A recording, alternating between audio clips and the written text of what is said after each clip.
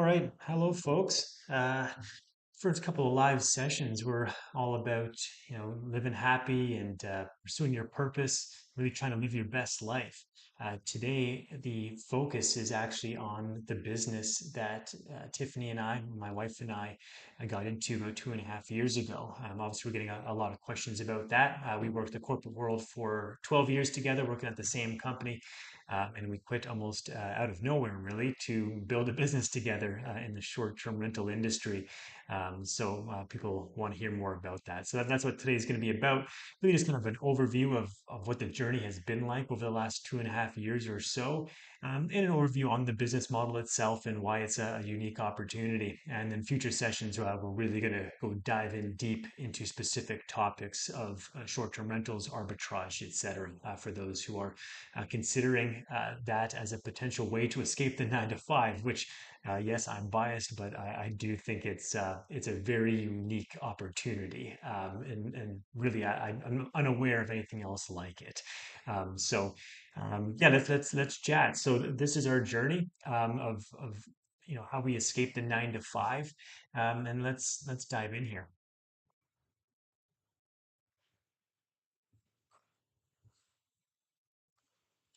Yeah. So our story.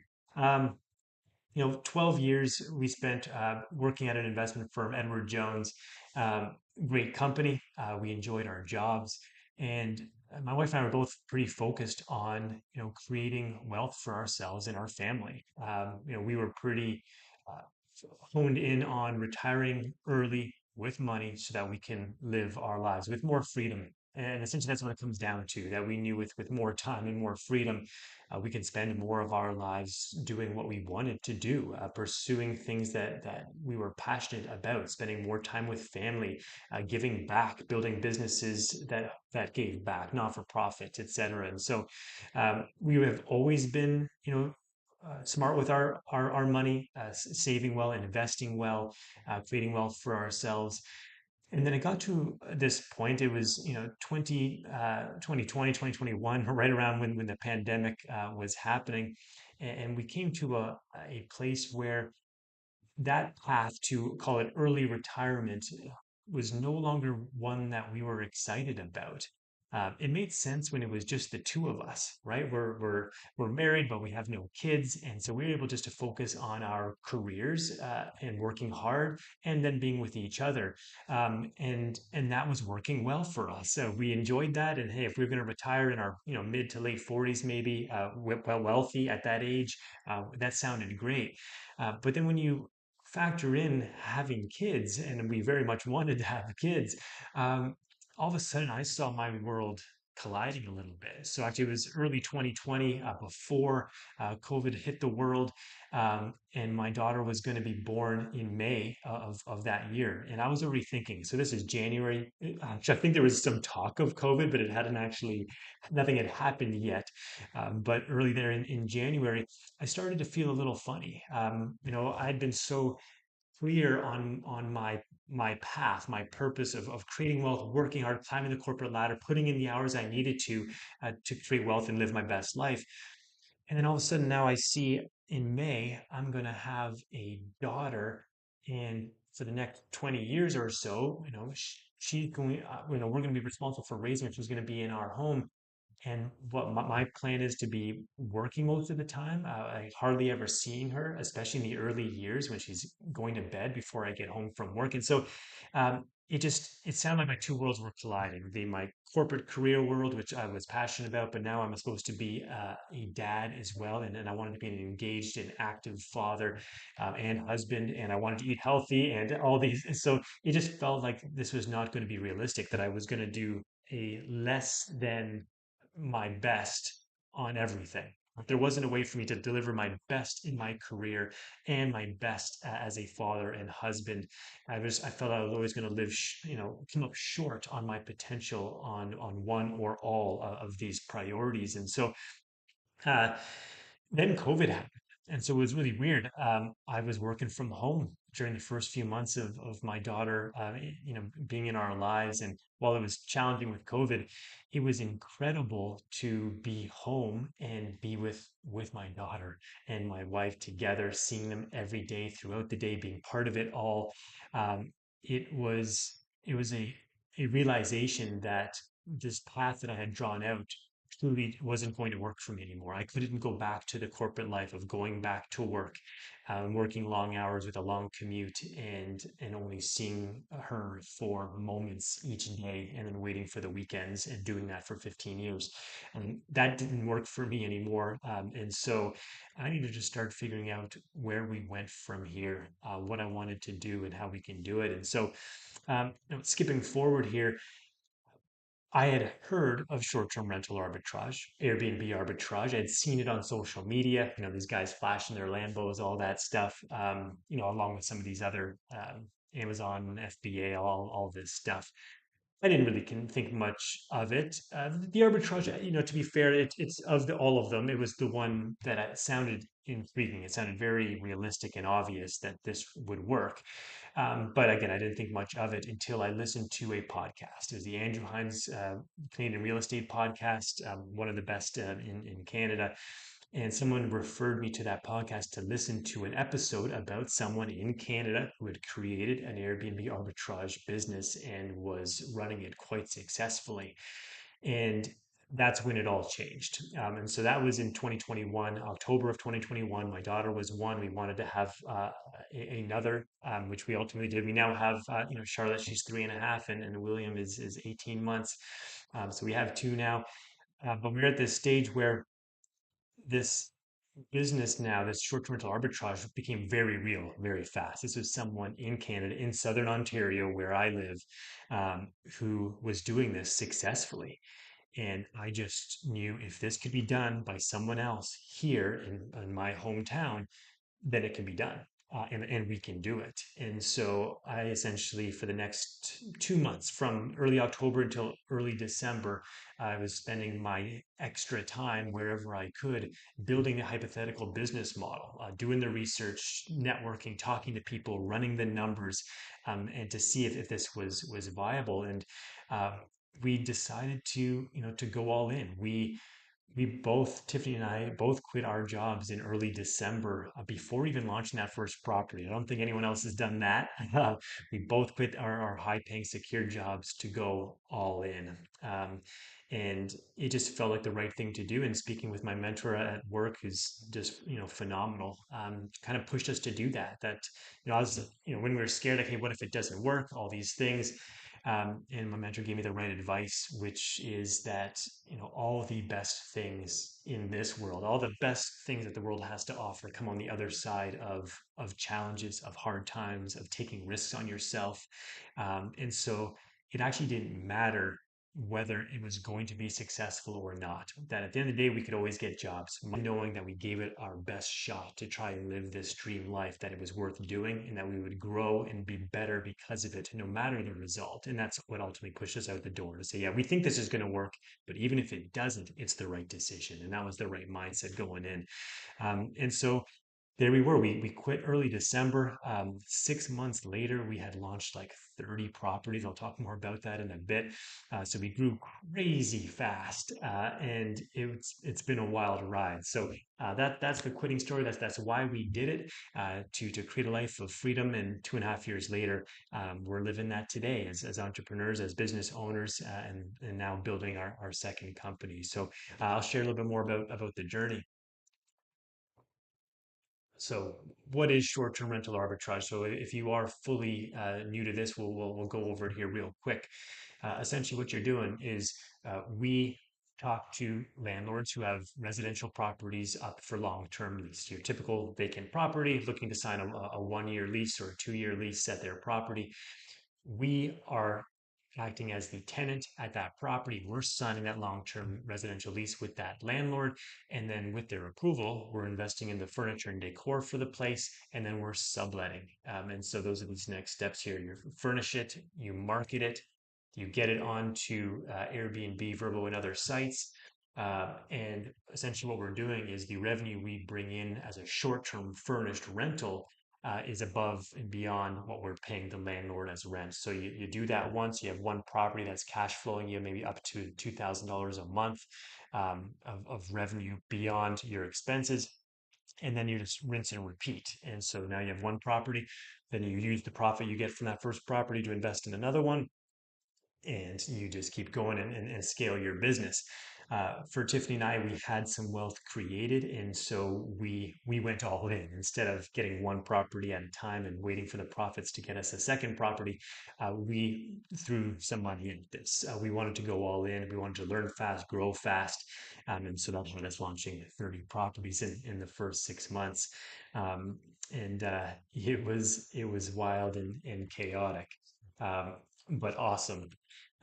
So next little section here is just kind of an overview of what these 2.5 years have been like. So the first year was all growth and learning. I would say it was certainly more difficult than we would have thought. That, you know, we thought if the numbers worked, that it was more of an investment strategy, right? You rent the right property, and you know that that property is going to bring in X or Y in terms of the revenue, and then you just keep investing in more of these arbitrage properties. And we knew there'd be work to do, plenty of it, but we underestimated how complex it would actually be to operate so many units. And so this first year when we had launched 30 so fast, we were forced to learn quickly. A lot of mistakes come from launching that many properties that quickly. But thankfully, those mistakes and those hard times turned into a ton of learning. And so that had us in our second year really focusing on building a really sound, sustainable business. We had learned almost everything we needed to learn in that first year, along with making all the mistakes that you can make. But essentially, that was the game plan. Maybe not to the extent, but we knew that if we were to grow fast, that we'd be forced to just figure things out and become experts because of it. That if we tried to play safe, we wouldn't learn as much and it'd take longer for us to become experts. So that was the strategy: grow fast, learn fast, and revise. And so year two was really about the becoming a more efficient company, a better company, and really thinking of it like that this is a company, not an investment, and that we need to build the teams, the processes, the systems, the expertise, and create it all into the processes that allow us to run a smooth business. And year two was a lot more fun than year one.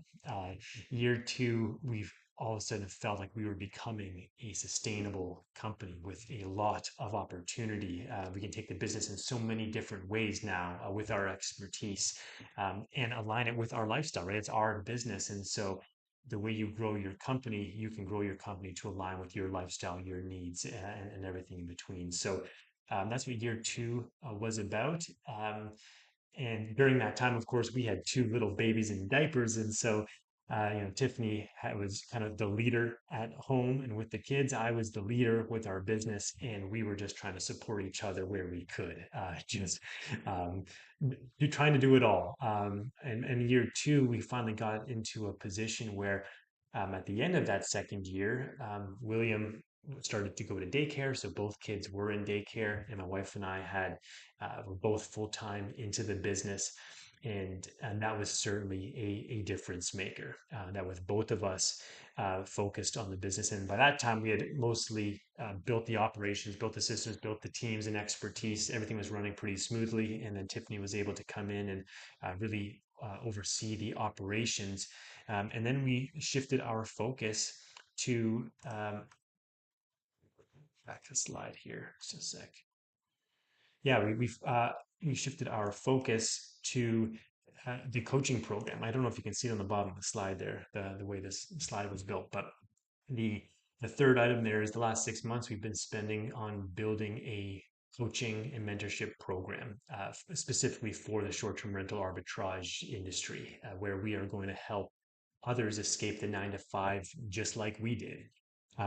we feel like through 2 years and through growing a company this big and this quickly, and having to build all the operations, the tech stacks to automate the business, we have the skill set now, we have the expertise now, and the company to prove it, that will allow us to help others do what we've done and do it their own way. And I'll talk a little bit more about our coaching business at the end here. But really, that's been the 2.5 year journey. First year was growth and learning and a lot of mistakes. Year two was optimizing the business, automating it so it pretty much runs itself. I'll talk about how we do that in a little bit. And then really putting our time and energy into to building the best coaching company in this industry that's out there, and that's our goal. If we're going to build a company, we want to do it right, and so we're going to take what we've done here with our operational company and try to create an even better coaching company. Mistakes and lessons. Okay, the most obvious one, we grew too quickly. Um, and again, I guess that was the intent, that was the strategy to grow fast. But getting more specific with this business model, you don't realize how many things you should have in place before you even have a property. So, we were just grabbing, we knew the model, we knew the numbers worked, the math worked on the arbitrage. And so we were trying to get landlords to say yes. And I'd say the one thing we definitely knew how to do right off the bat, one thing we have always been really good at is getting landlords, real estate investors to say yes to our arbitrage business model. We knew how to create that value proposition and essentially build a company where the investor, the homeowner, the person's property that we're using for our business, that they are our client. Everything that we do to build this business is to make sure that whoever's property that we're leasing from sees us as the ideal tenant and doesn't just hear it, that actually once we're in there as the tenant, that they realize this is the ideal situation for them. And of course, word spreads pretty quickly, and referrals and whatnot comes from that. So we knew that we needed to build a company that served the real estate investor first, that we needed to figure out how to design our processes and our systems so that we were the ideal tenant. And that part we were really good at. And so what that led to was all of this lead generation and having conversations to try and close on leases led to way more yeses than we were expecting. We had heard that it was really challenging to get someone to say yes, but I think we did a really good job of knowing how to do that. And so we had all these opportunities to sign leases, and instead of turning down the opportunity, we just went for it. We signed all those leases. Now, what that led to was us just, taking on way too much. We grew way too fast, too many properties being launched in too many cities without proper preparations. We weren't experts yet. We understood the business model. We knew how to get landlords to say yes. We were really good at that.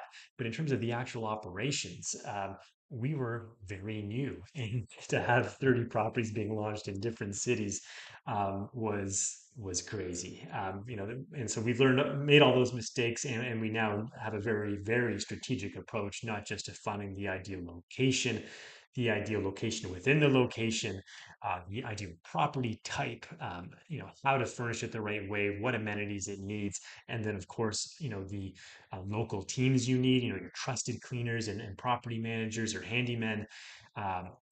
All this stuff needs to be built out and be very disciplined if you're going to have the best running company with the best profit margins. And so, growing too quickly was certainly the biggest mistake, but of course that leads to the best learning. So I can't say that we regret it too much. Um, the other mistake in lesson was just not having a mentor. I don't really know why we didn't. I guess what we were telling ourselves is we had a lot of the skill sets and experience from our corporate world to know how to build a business, know how to scale a business, create teams, leadership, all these things. And so I think um, we underestimated,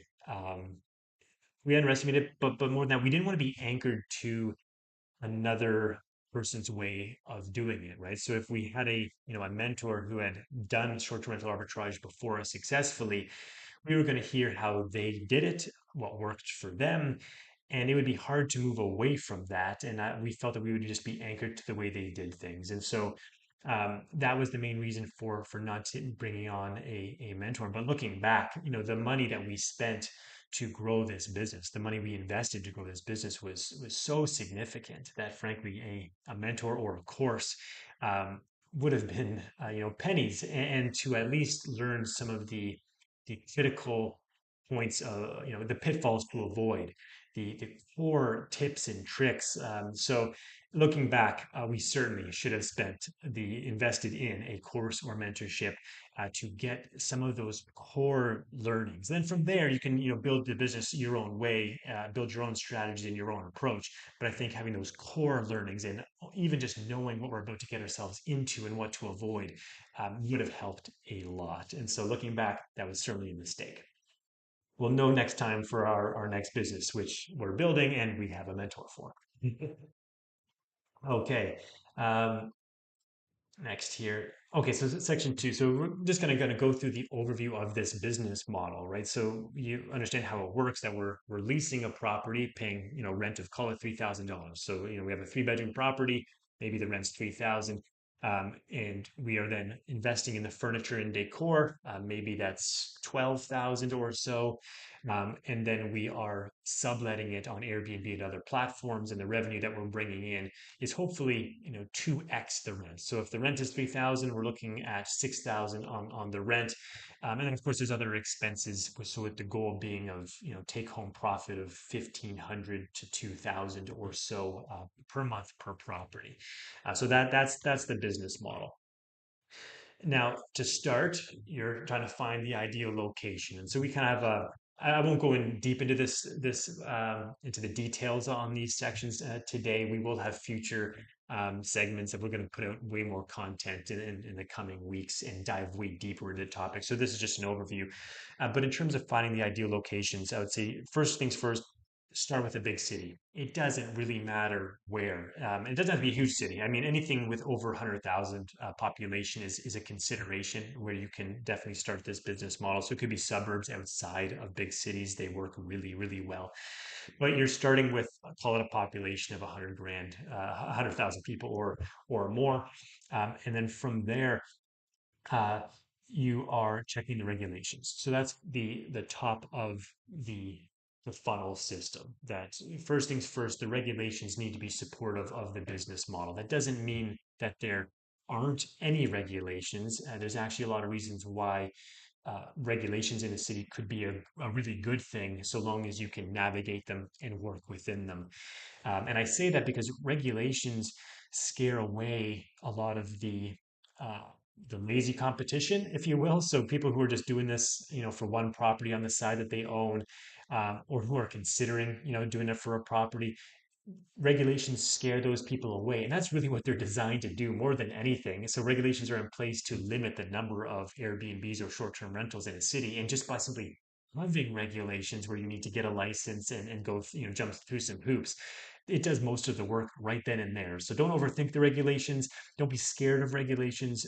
If there are, you just need to go in, better understand them, hopefully speak to someone on the phone from the city so that you know how they work, what they need for you to get a license and work within that license, because that could actually be a great place to start your business, knowing that the supply in that area will likely be capped. And from there, you also could be grandfathered in if they change the regulations down the road, so you could be protected somewhat. Anyway, don't be scared of regulations, but that's the first part of the funnel. Make sure that you're aware of what the regulations are. After that is the demand analysis, right? So if it's a decent sized city, the regulations work. Next, you need to know, is there macro demand in the area for short-term guests? Chances are there's somewhat with a decent sized population. There almost always is, but are there other reasons why people are coming to the area? Are there attractions? Are there big hospitals, big schools can be big? Is there waterfront, beaches, big corporate hub as well with traveling employees? And so keep an eye out for that stuff. Kind of become familiar with what's available in the area and why people might be traveling. Uh, but more specifically, you want to use price labs for your demand and revenue analysis for short-term rentals. So people say talk a lot about AirDNA. It's the most common out there.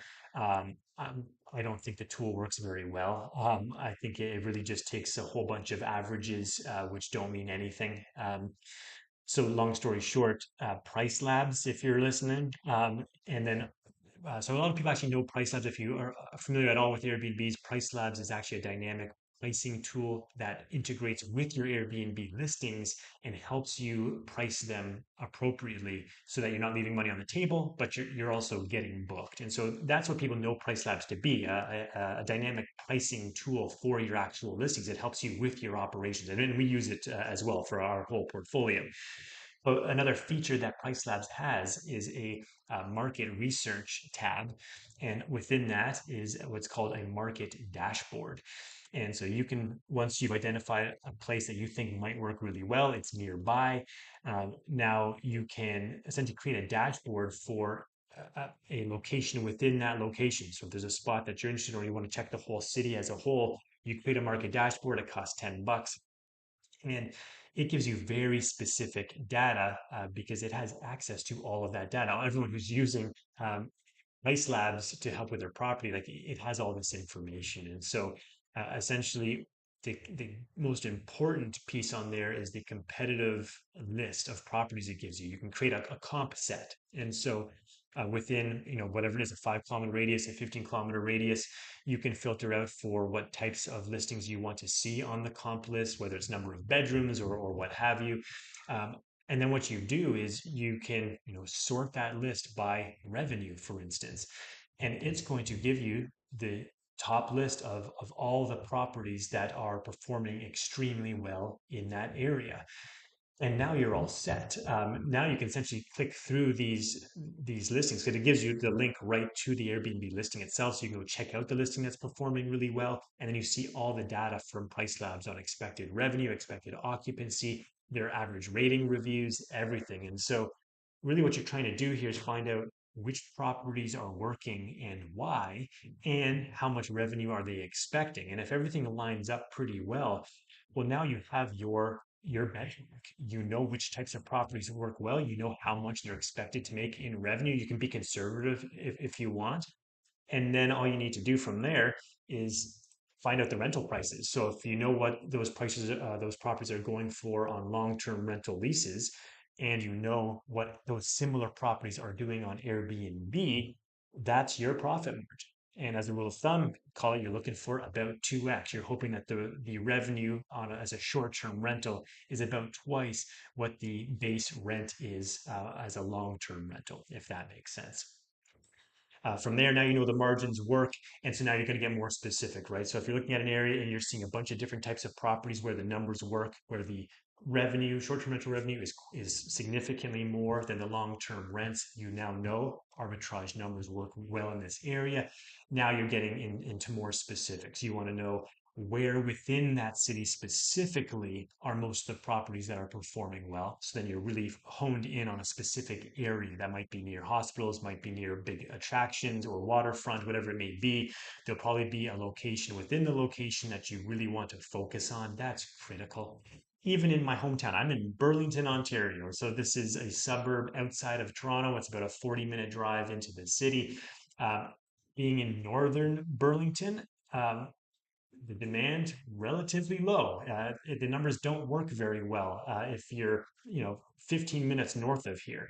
But for whatever reason, well, no, I know what reason, being in where we live on the south end, which is close to the downtown core of Burlington and has an amazing waterfront and parks and restaurants, it is booming here. And so you want to make sure that you get the location within the location right because you can pick the right city, but if you pick the wrong spot, it might also not work very well. So, location within location, plus the asset types, meaning usually call it number of bedrooms, I think is more the most important when you talk about property types.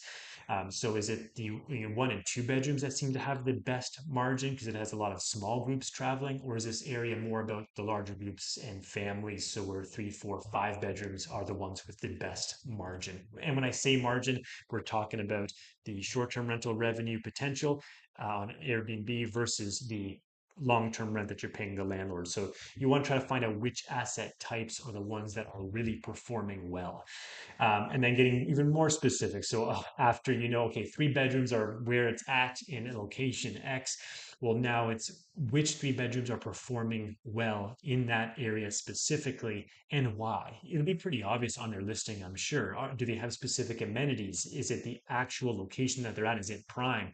Or is it just a better listing? You know, better photos, you know, better descriptions, better rating. And so dive in, and then this is your analysis, right? You've done all this work, and by the end of it, you should have a pretty darn good sense of, does the location work, which location within the location, what type of property, and you're pretty much ready to start your lead generation process, which is the next thing that we'll talk about briefly here. So getting landlords on board.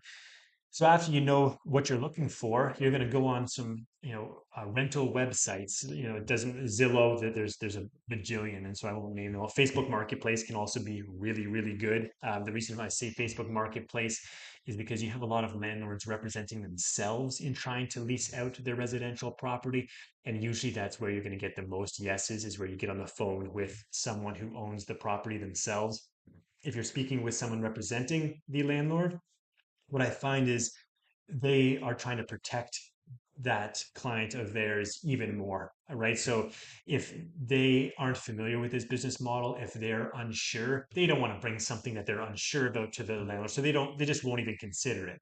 Whereas a landlord will be more open to it. If they're the one talking to you and they like what you have to say, they may be willing to take a shot. So Facebook Marketplace and others like it, where the landlords are representing themselves, work extremely well, especially when you're getting started here. And that's what we're talking about. Getting your first property. And so, uh, and something else I'd mention, and I think I did at the beginning, we are really good at this. So people find it very difficult to get landlords to say yes and to negotiate good deals with those landlords on the rent. We have never had that problem. We're very good at this. And so I'll share some, tips and tricks.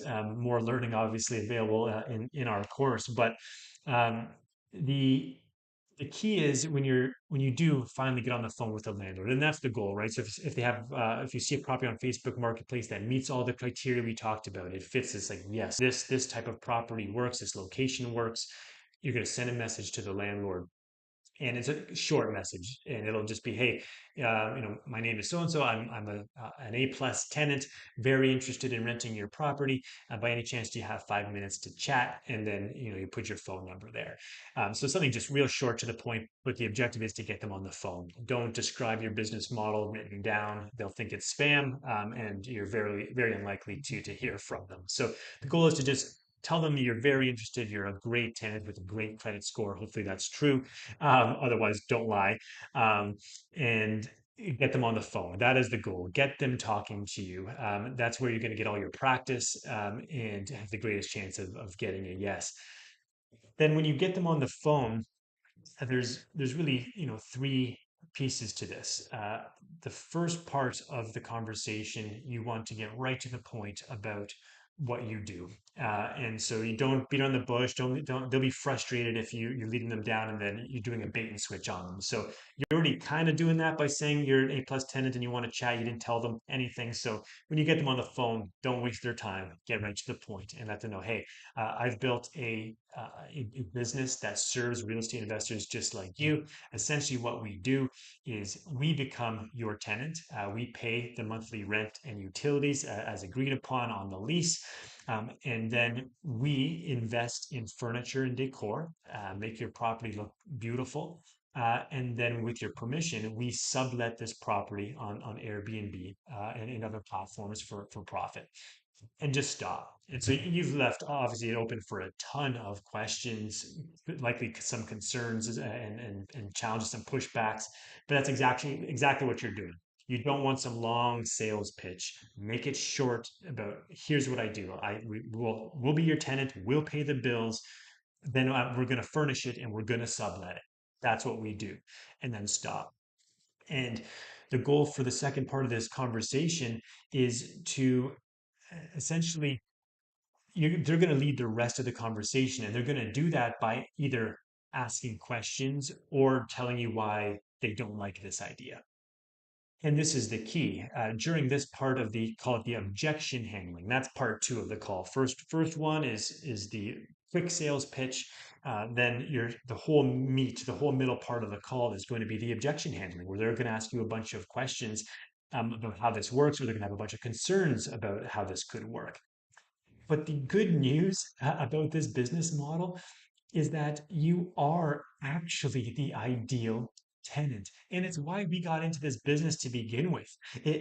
Yes, the numbers had to make sense, but the reason why it was exciting to me is because I've invested in real estate, since I was almost a kid. My first rental property was at 22 or 23. And I knew the pains of being a real estate investor and owning properties. No one owns properties because they want to be a landlord.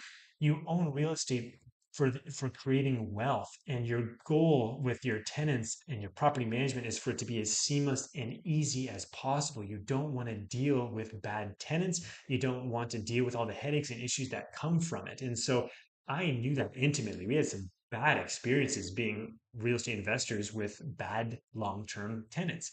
And so you have to believe and know that the business you're building, even if you're just getting started, that you as the ideal tenant, or you as the tenant, is an ideal solution for the person that you're speaking with. You're not selling them on some crazy idea. You're actually the solution for them. And when you believe that, it's going to come across.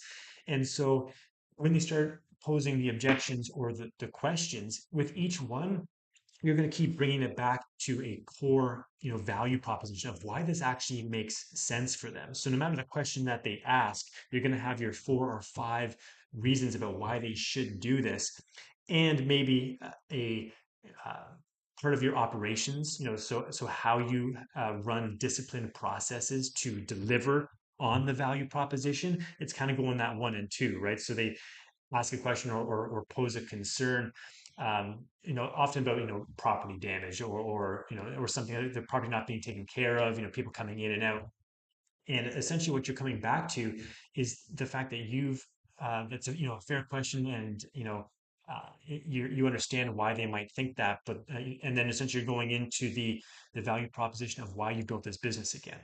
That you built it actually to make sure, or to deliver value to the investor by giving them full peace of mind, knowing that their bills are going to be paid and the property is going to be in pristine condition because your business depends on it. And that's when the wheels start turning and making sense for them, that they're not having a family come in and hoping that nothing goes wrong and they can afford to pay the bills. They're essentially partnering with you. So you're going to be both their tenant and their property manager, and your whole business depends on the property and neighborhood being, kept in pristine condition. What pushback you're going to get and what your response is to those questions, and having the confidence that the answers aren't just nonsense. They're legitimate. You are going to keep the property in pristine condition because your business does depend on it. You're going to have cleaners go in after every guest. They're going to take pictures for records before and after. They're going to tell you if anything is out of shape. There's a mark on the wall, even a tap isn't working properly. If anything's not working properly, you need to address it as the business owner. And so it starts to make sense for them that you're going to take such good care of their property and act as an owner of the property because you're the owner of the business inside the property. So once you fully get that, and then you start to be able to list out for yourself those answers to the concerns, you'll start to feel the person on the phone start off really cold. You're going to present this idea, and chances are they're going to want nothing to do with it. But then, as long as they stay on the phone, if you answer that first objection, you're going to feel them getting warmer and warmer and warmer throughout the call. Not on your first call. This is going to take practice, and hopefully you get some expert guidance so you can expedite all of this learning on how to answer these questions. But regardless, practice makes perfect. And when you just have more and more calls with landlords, articulating your value proposition, overcoming the objections and challenges, you're going to get really good at this. And what you're going to find is pretty much anyone who is willing to even listen is going to realize that you are likely their best solution, and you'll feel them get warmer and warmer throughout the call. Now, the key is, don't try and get the yes on the phone. This is too new. too big of a commitment for them. It sounds scary. They don't even know who you are. Like they're not going to be willing to sign a lease with you yet. But the goal is to feel them getting a little warmer throughout the call. And then what you're going to do, the key is this is the whole meat of the call is objection handling, letting them lead it. So you're not going down any tangents yourself. You're just answering their questions or answering their concerns. That's it. Once, and in doing so, sharing the value proposition and everything else. But the idea is once they're slowing down on leading the conversation, if they're slowing down on their questions or you're hearing them, kind of thinking, that's when you want to let them off the hook because they don't know how to end the call and their gut is telling them to just say, yeah, I don't, I hear you, but I don't think so. They're going to want to say no because they can't say yes yet. And so what you want to do is end the call before they say no. And so they'll ask you a bunch of questions. You feel them kind of getting warmer, being more open minded to the idea. And as the questions slow, you're going to jump in and say, hey, Mr. So and so. I know this was a lot of new information that I'm sharing with you today. I wouldn't expect to have an answer from you over the phone. And so, what we'll do, if you want to just share your email address with me, I'll follow up with an email sharing more information about me, my company, and the value that it brings to you as a real estate investor. And if you're interested, we'll set up more time on a Zoom call where we can meet face to face and answer more of the questions that I'm sure you're going to have. How does that sound? And boom, that's the mic drop, right? So that's easy. You can just remember that script to end a call. And it does a lot of stuff. When you hear the other person on the other phone, all of a sudden you become way more legitimate. In the middle, they feel defensive. They feel like this is a sales pitch. They might be more open minded to the idea. They're learning and they're just like, okay, well, maybe it's not so bad. But they're still concerned about who you are and whether this is legitimate or not. And for you to actually choose to end the call with them, take all the pressure off of them and be willing to jump on a Zoom face to face when they've had more time to think about this and they're going to get an email from you, all of a sudden, your level of credibility goes way up. You don't seem desperate at all. You just want to share more about your company, how it works, give them the time to think about it. And I even say, and hey, if there's someone else you want to bring onto the Zoom call, whether it's your spouse or someone who is a realtor, a friend of yours who might have different questions than you, by all means, bring them onto that Zoom call, which again, your credibility goes through the roof. You're not trying to sneak something by them. You're happy to have industry people with expertise get on the Zoom call to ask questions as well. And so that finishing, the way to end that call there is a game changer. So you need to get much better at handling the objections. That'll take some time, but once you do, landlords are going to be very interested, at least, in this idea. They hate the idea of regular tenants. And if you're going to be the tenant and property manager taking care of their property, they are very interested. And pretty much the only reason why they would say no or they want to say no is because they don't want to get scammed. They don't want to think that this is not real. So if you end the call, take the pressure off, and give them more time to think, ask questions, bring friends in, learn more about you and your company, the yes ratio you're going to get is going to be like what we got. We got yeses everywhere, way too many to handle. We should have said no to more.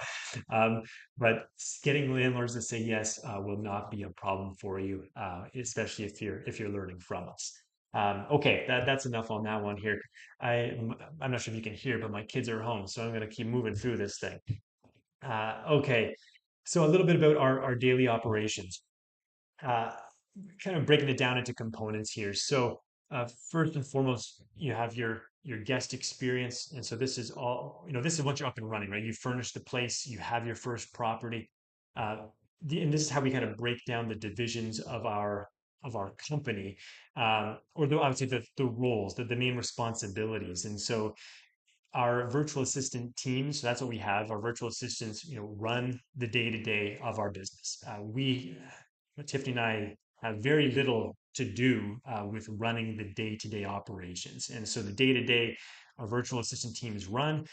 They're trained on our processes and all of our technology and systems are all integrated. So it's a smooth, well-oiled machine. And that's the fun part. Looking forward to this business is there's work to learn in the beginning, but once you've built these systems and operations and you've built the company foundation essentially, it runs very much on autopilot. There isn't that much ongoing work for you, even at more properties. And frankly, the more properties you have, the more economies of scale you have with your virtual assistant teams, and it actually becomes less work with more properties. So the potential, again, is unique and awesome. So yeah, daily operations come down to guest experience, cleaning management, revenue management, property management, and I've put those four together as actually the daily operations. Onboarding new units is kind of separated from growth, but those four categories there, your VAs will ultimately be running all of this using your processes and all of your integrated technology. And so it's it's very manageable, I'd say. And so our daily operations again are run by our virtual assistants, and then onboarding new units is where Tiff and I would kind of share a lot of that work. Me more on the sales side, conversations with landlords and real estate investors, negotiating deals, signing leases, that kind of stuff. And then from there, Tiffany and our lead virtual assistants would do the onboarding of the property, essentially design, shipping everything to that property, coordinating the setup and the launch. And then once it's launched on Airbnb, it just kind of rolls into our daily operations, and our virtual assistant team takes it over again. So that's pretty much the the whole operations. The one that I still spend time on myself is the revenue management. One reason because I really enjoy it. My whole background is in the investment world, the finance world, and so revenue optimization is a passion of mine and a strength of mine. And so I spend maybe half an hour each morning, up to an hour sometimes, but about half an hour essentially reviewing the pricing and bookings for our portfolio. Adjusting pricing as I need to, adjusting our Price Labs tool and the rules you put in there. And so for the most part, I lead the revenue management, but the other, the guest experience, working with our cleaners, making sure our properties are being taken care of. It's all been built already. The systems and the teams are built, and they are just running with it each day. So it's a pretty well-oiled machine. The other thing that Tiffany and I are responsible for, so that's the daily operations. That's just the stuff that's happening all the time with our business. You also need then to make sure you're focused on being the actual owners of the business. As the saying goes, you're working on the business, not in the business. So we don't spend too much time on the daily operations. As I mentioned, most of our time is spent on the C-suite stuff, acting as the CEO, the CFO, the CMO, and everything in between. And so that has us whoops what is our growth strategy, what's our company's plan for growing, expanding, what is where are we putting our energy, what locations, what types of properties, do we want more units in the next number of months, or do we want to spend more time on another business of ours or another company. So growth strategy, risk mitigation, this is a big one, and one we've really incorporated into our coaching program that's pretty unique. um, I'll talk about it more in a bit, but obviously that's my background, right? I was in the wealth industry my whole life, and helping people create wealth is something that I've always been passionate about. We've created it for ourselves, and helping other people do it, understand its importance, is something I've always done. And so, what we're doing with our coaching program is, rather than create something generic and hoping everyone to figure it out on their own, with our expertise of the industry, but also our background expertise from helping clients reach their financial goals, we've kind of brought those two together, which is it's been a lot of fun. But what we're able to do is essentially meet with our newest students in this coaching program and really help understand where they're at, maybe even help them understand their own goals if they haven't really figured that out yet. But the goal is to know where they are today, their financial situation, their time limitations, if they have a full-time job, what are the hours, really understand where they're at now, where they're hoping to be, and their financial situation as well. So their risk tolerance, how much do they have saved, and then based on their situation, unique to who they are, we help them build a roadmap, essentially a business plan on how to create a short-term rental business that meets their needs and their lifestyle goals today and tomorrow. And risk mitigation is a huge part of that. We wouldn't We're not going to encourage anyone to just leave their 9 to 5 immediately like we did. There's big risks in that. But what we're able to do is take our expertise and help them grow a business that is either growing real fast that requires a lot of upfront capital, or the opposite, where you can grow this business in this industry with virtually no risk and no capital. We'll talk a little bit about that in just a minute. But that's what we want to do. We want to meet people where they are, help them identify the path forward in this industry that meets their needs. And if that's a higher risk, faster paced business, perfect. We certainly know how to do that. But we also now, with our expertise, know how to do it the other way: slow, side hustle, very low risk, and potentially even almost no risk and no capital needed. And so you really can do it either way or any way in between. And we want our coaching program to deliver on that value, that we are meeting people where they're at and helping them reach their goals, not just telling them the technical operations and how to do it. So that's a little bit about our coaching program. Um, the yeah, so no, that was a huge tangent. So these are all obviously all of our roles as the business owners. Leadership is, probably should be the first thing on here. And I don't have time to spend on it today, but the importance that we have, you know, that we already knew before building this business. This is another thing that we've been good at, is focusing on the people that you hire. And so thinking of a virtual assistant not just as an assistant, but this is someone who is hopefully going to grow with your company and take on more and more responsibility. And very similar to our, students who are trying to leave the 9 to 5, we want to know and understand the people that have joined our company. Why did they join our company? What are their goals? What are they looking to do? Are they wanting to take on more responsibility? What all of these things. And so, and based on their passions, their interests, what they like, where they're struggling, we want to spend a lot of time just getting to know the people that work with us. And making sure that we're building a company that they enjoy working at first and foremost, and that they enjoy the culture, and they're working with the people that they're working with, that they're being paid sufficiently, all these things. And then hopefully leading, leadership development of getting them from an entry level position into taking on some more major responsibilities, being supervisors in the business, and maybe one day even being our COO as a virtual assistant. It's all very possible. So I think this is also highly underutilized, especially in this industry.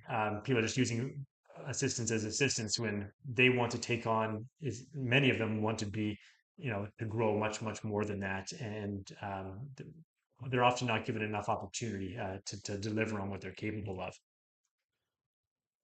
So don't forget to be always working on the business. That's the key. There's the daily operations, but you need to be thinking strategically as well about building a sustainable business long term. And then this is where most of your time should be spent after your initial operations are up and running. Okay, so where we go from here. So this is our business and what we're focusing on. U.S. arbitrage. So we're expanding there in the next couple of months. Our current operations, we have 50 or so listings across Canada in a few different provinces and several different cities. And now we're expanding into Florida in the U.S. Get our feet on the ground there, get our operations going, building our network, and seeing the opportunity that comes from being in the U.S. We're also actually looking at other countries in South America as well, where the profit margins can be extremely high. And so we're narrowing in on a few different countries in South America. I'll keep that to myself for now, though. I'll let you know. Uh, Canadian co-hosting.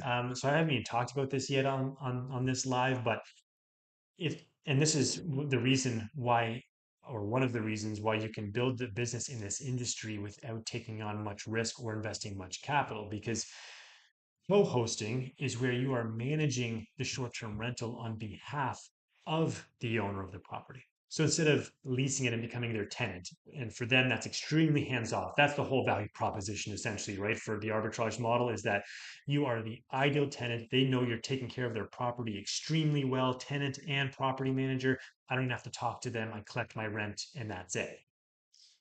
The co-hosting model is more of a partnership where the owner of the property wants a short-term rental, lots of reasons why they would, but they don't have the time or expertise to actually do it. So they hire you because of your expertise, and you're simply collecting a percentage of the revenue.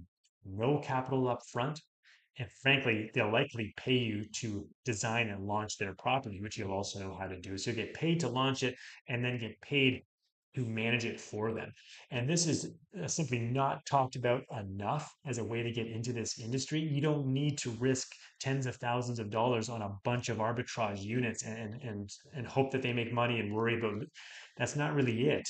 The idea is to build a diversified company with several different revenue streams with the right amount of risk that meets your needs and your financial situation. And so co-hosting can be a way that with even with if you have one listing that you manage, and it could be a listing in your own home, a bedroom in your own home, a friend's bedroom, a friend's basement, a parent's find one room that you can manage as an Airbnb so you can at least build the basic expertise on the technology, the systems, revenue optimization. You can learn almost everything from just having one listing as long as you have a good mentor.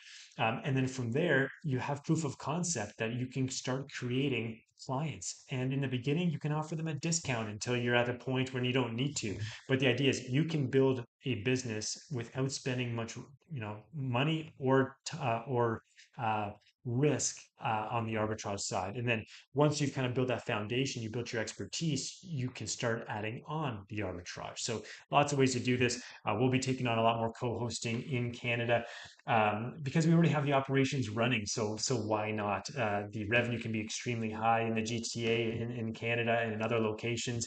And so we're always looking for other investors who need management because it's just so easy for us to take it on and help them make a lot of money. And of course, our other main focus is the coaching program to build a better coaching program that isn't just sharing the basics of the how to, but it comes with this more uh, an approach designed to again meet people where they are, a risk agile approach as we call it, where we work with them to help figure out how to build a business that will work for them and have long-term sustainable success as well. And that's the other thing that we focus on with our businesses is creating ultimate value for the end user. So rather than just hoping on the arbitrage that the numbers work, our focus is creating a business that delivers incredible value and then knowing that the numbers are always going to work better and in our favor so long as we're delivering value. And so the value we look to deliver is to our landlords. So how do we build a business that delivers on a value proposition and keeps that promise that we are the ideal tenant? And then how do we deliver a value to our guests and the guest experience of what they're expecting? And so on Airbnb, for instance, I think our average rating it's a 4.94 or 4.95 out of 5 on all of our stays that we've had. And that's incredibly rare, especially for a company with so many listings and so many different kinds of just regular duplex properties. A lot of our properties are nothing special, but we have built a company that delivers value and hospitality at an incredibly high level of you know efficiency and effectiveness. We have built our teams to deliver value to our guests, and so that's why we have that kind of rating. But for these reasons, when you create a good company that delivers incredible value to the end user, that business is always sustainable because people are always looking for value. If you're doing it and just hoping that the arbitrage numbers work and relying on external factors to work in your favor, that's when you're taking more risk. So our coaching program is going to help people build a sustainable long-term business that meets their needs and objectives. And we're obviously really excited about that. Yeah, I'll run through some of this, real quick here. But I think we also underestimate the opportunity that this industry provides. The financial opportunity can be extremely significant, and as I mentioned, it can be also very low risk. That's something that people don't realize because of the co-hosting option and other options to make money in this industry as you're building your company without actually spending your own money yet. Not talked about enough. And so financial opportunity is huge, industry potential. The market for short-term rentals in 2023 was valued at 113 billion. I think that was the about, yeah, 113 billion in 2023. It's projected to be 315 billion in 10 years in 2033. So this industry, short-term rentals in general, is still at its infancy and has a tremendous growth in front of it. And then the second bullet point there, it still lacks professionals. For the most part, the people who are running these short-term rentals are doing it on the side, part-time. Parents or grandparents, they don't know what they're doing. And so obviously, professionals who are building this business and learning how to optimize it effectively, we drastically outperform competition, and there's the opportunity now to dominate markets, and that opportunity probably doesn't exist in 5 years from now. And so now is the time. Get in while there still is a huge lack of professional competition, and a market that is growing rapidly. Not to mention the connections that you make in this industry. Think about who your clients are. They're all real estate investors. These are all wealthy people who know people. Every client that you create, every landlord is a potential opportunity. And so this industry is wild. And then the flexibility and freedom. I mean, that's why we did it. You can work remotely from your phone. You can work from anywhere in the world. Your operations can be in one country and you could be traveling the world and still be able to manage your teams from your phone. Business runs on its own. Um, but of course, you need to set up the proper technology and integration and teams and processes and whatnot. So it's a big build in the beginning. I should say a big build. It's just there's just a lot to learn. And so again, I recommend find a coaching program or a mentor, even if it's not us. Ours isn't ready just yet. It will be soon. But if you're interested, put in a comment if you want to learn more about our coaching program. It'll be ready soon. But if it's not us, if you like the idea of someone else, I just strongly recommend, no matter what, spend the money, get some guidance to avoid the big mistakes, the pitfalls. Highly recommended. Um, Okay, I should pretty much call it here. My kids are downstairs waiting for me, so I'm going to end it here, and I will dive back into more detail in some future sessions.